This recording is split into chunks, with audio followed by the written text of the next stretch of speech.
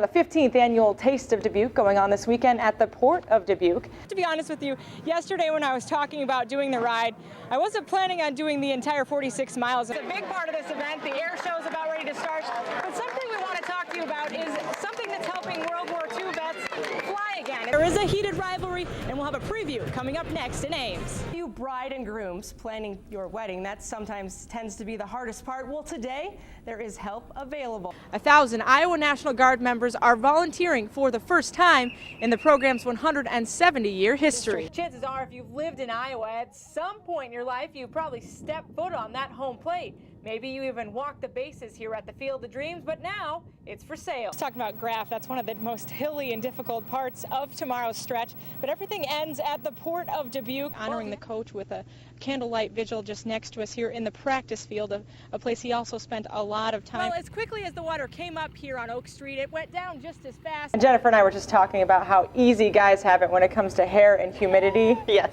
I just want everyone to know that. We're talking weather, obviously going to be a hot, humid day. Well, I can tell you this much. After the verdict was read and the jury was dismissed, I actually left the courtroom to go to the media room and grab my camera in hopes to talk to the family once they left the courtroom. But moments later, chaos ensued right outside of the courtroom. As Mayton was being escorted out, that's when he hit Dubuque County Attorney Ralph Potter on the head with his handcuffs. He hit the ground, and of course, Mayton then tried to run. We, the jury, find the defendant Michael L. Mayton guilty of murder in the second degree. Michael Mayton sat emotionless as the judge read 3 verdicts: guilty of second-degree murder for the stabbing of David Tate, and guilty of assault causing serious injury and bodily injury. Oh my God! Moments later, as the courtroom cleared, Mayton was escorted out, where he hit Dubuque County Attorney Ralph Potter on the head with his handcuffs. Oh my God. Sending Potter to the ground as Mayton tried to run from police and was tackled in the stairwell. It only took moments before authorities handcuffed Mayton and escorted him to a squad car and back to jail. Luckily, the officers that were in the audience responded quickly and were able to contain Mayton rather quickly. So. After everything settled, David Tate's brother spoke with us. I'm thinking that the person that he's always been is still there beneath him, though that he may feel sorry for what he's done, but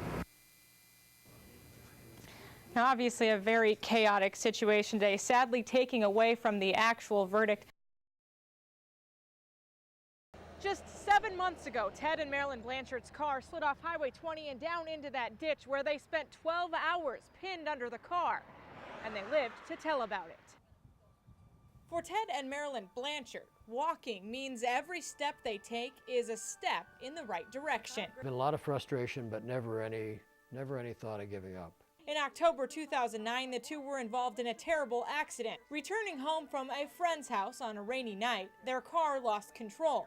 Unfortunately, there was no one coming toward us and no one behind us, so no one saw us go into the ditch. What do we do now? How are we going to get out of here? For 12 hours, they sat trapped inside the car, searching for their cell phone and praying someone would find them. We just kept telling each other, we've got to stay awake. And then I remember at the end, I thought my legs hurt so bad. And I told Ted, I'm going to lose my legs. And then I was almost ready to hang it up, and then Ted would say, remember the family and the kids and the grandkids, so. And then we were found. And rushed to the hospital with broken bones, crushed legs, and Marilyn's failed kidneys. This was only the first step to recovery. Each spent more than 2 months in the hospital, physical therapy, surgery, and constant care from their doctors. So people are polite. On Christmas Eve, they both returned home with an outpour of support from their neighbors and family. A meal every night for 6 weeks and hundreds of cards. Just says something about Dubuque. You know? After 7 months, they continue to take steps every day towards a recovery they never thought they'd see. It takes a second or a minute to change your life, and that's happened to us. And I think he was always saying, we're going to be better people for this. So that's the way we're going to look at life now. We're so happy to be alive, and it's kind of like getting a second shot at life. In Dubuque, Lauren Squires, Iowa's News, Channel 7.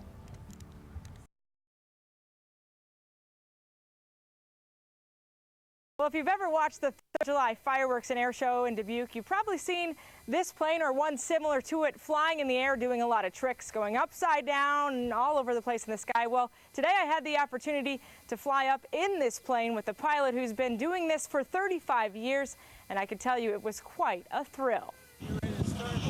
Mike Wiskus has been flying planes for 35 years. When I was 15 years old, started flying lessons and trading those lessons for washing airplanes and cleaning out hangars.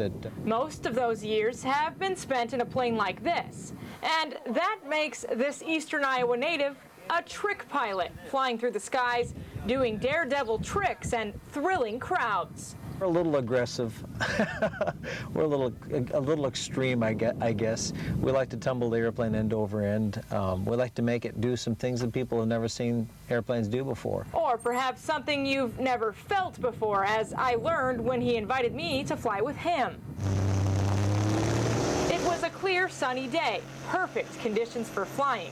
After takeoff and a quick swoop past the airport, he started with the tricks. Obviously, doing this as many years as he has, flipping a plane upside down is no big deal. But for a first-timer like me, it turned my stomach and gave me a rush. Really nice rolls and loops and a hammerhead, and maybe even, if you're up for it, a tail slide. After I made the mistake of asking for more, Wiskus gave me a once-in-a-lifetime thrill. Oh my God. Shutting off all power in the plane and falling for about 10 seconds. Tail slide, where we actually pull the airplane straight up in the air, get the airplane to actually stop and fall backwards and flop back towards the ground. Just the beginning. He says he was going easy on me. It's very aggressive, it's very extreme, but it's very choreographed, and I do practice an awful lot. But it's practice that's paid off on this day. We landed safely, and I got an experience I'll never forget. And of course, if you'd like to catch a show live in person, you can do that on Saturday afternoon. Just head down to Bowling and Beyond as Mike and dozens of other pilots hit the skies for the 25th annual Fireworks and Air Show. In Dubuque, Lauren Squires, Iowa's News, Channel 7.